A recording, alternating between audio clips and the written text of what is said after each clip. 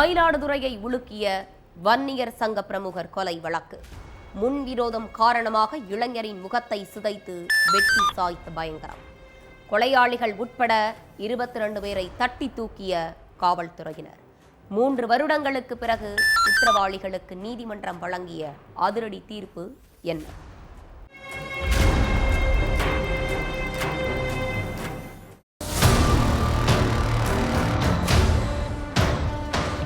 2022 August 17ஆம் தேதி night 11:30 மணி இருக்கும்.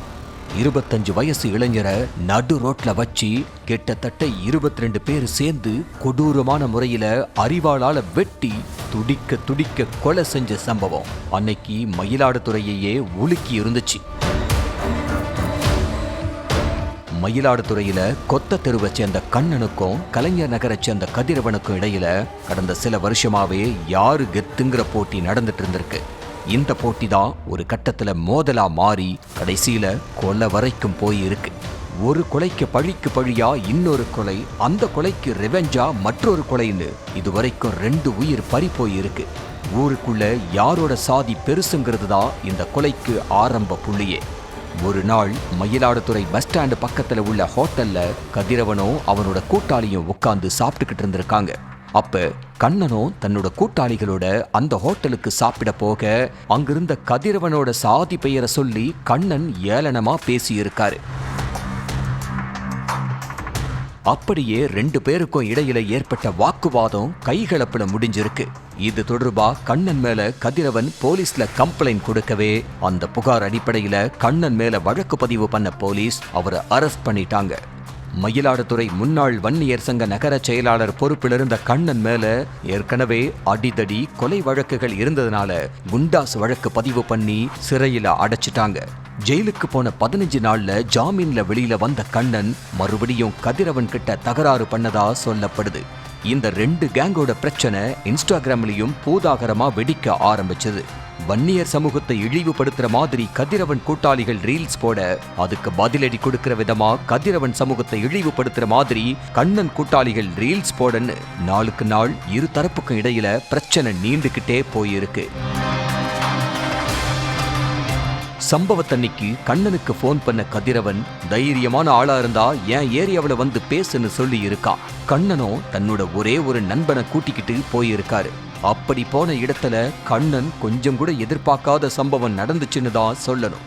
புதுப்பேட்டை படத்துல மூர்த்தி ஏரியாவில தனியா சிக்கன தனுஷ அடிச்சு நாரா கிழிக்கிற மாதிரி ஒரே ஒரு நண்பனோட பேச்சுவார்த்தைக்கு போன கொத்த தெரு கண்ணனை 22 பேர் சேர்ந்து டிரெஸ்ஸ கழட்டி நிறுத்தி நிதானமா அரிவாளால வெட்டி சித்திரவதை பண்ணி கொடூரமான முறையில துடிக்க துடிக்க கொன்னு இருக்காங்க. இதுல உச்சகட்டமான கொடூர விஷயம் என்னன்னா, கொத்த தெரு கண்ணனோட மார்பில வன்னியர் சங்க கலசம் பச்சை குத்தி இருந்தத கத்தியால வெட்டி அழிச்சிருக்கு அந்த கும்பல். அதோட அஜித்குமார்ங்கிற இளைஞன் கண்ணன் தலையில கத்தியால ஸ்டார் போட்டு அணுவா சித்திரவதை பண்ணி கொன்னது ஈரக்குலைய நடுங்க வச்சிருக்கு. கண்ணனோட வந்த நண்பன் கூட்டத்தை பார்த்ததும் தலை தெறிக்க ஓடவே கண்ணன் வசமா சிக்கிட்டாரு. அடுத்து தகவல் தெரிஞ்சு சம்பவ இடத்துக்கு வந்த போலீஸ் கண்ணனோட சடலத்தை மீட்டு ஹாஸ்பிட்டலுக்கு அனுப்பி வச்சுட்டு விசாரணையில இறங்கினாங்க. முதற்கட்டமா அந்த பகுதியில் இருந்த சிசிடிவி காட்சியில பதிவாகியிருந்த ஒவ்வொருத்தரையும் தட்டி தூக்கி இருக்காங்க. தாக்குதல்ல ஈடுபட்ட 21 பேரை அரெஸ்ட் பண்ணி சிறையில அடைச்சிட்டாங்க. தம்பிய சித்திரவதை பண்ணி கொடூரமா கொன்னதை பொறுத்துக்க முடியாம கொலை பண்ணவங்க மேல கொலவெறியோட இருந்திருக்கான் கண்ணனோட அண்ணன். இந்த சூழல்ல இந்த கேஸ்ல இருந்து 2024ல அஜித்குமார் ஜாமீன்ல வெளியில வந்திருக்கான்.